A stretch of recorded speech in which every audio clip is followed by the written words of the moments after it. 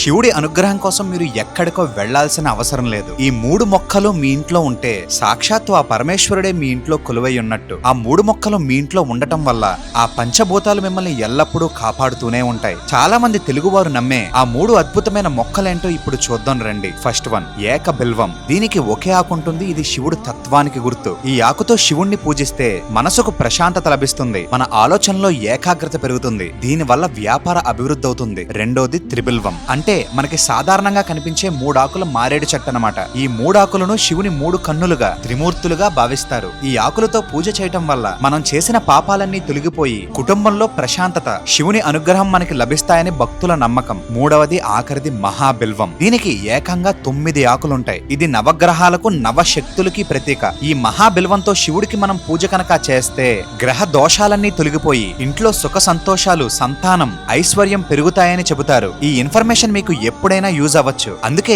ఈ వీడియోని ఇప్పుడే సేవ్ చేసుకోండి. ఒక్కసారి కమెంట్స్ లో హర నమః పార్వతీ పతయే హర హర మహాదేవ అని కమెంట్ చేయండి. ఇలాంటి మరికొన్ని ఆధ్యాత్మిక విషయాల గురించి అజయ్ శ్రీని ఫాలో కొట్టండి.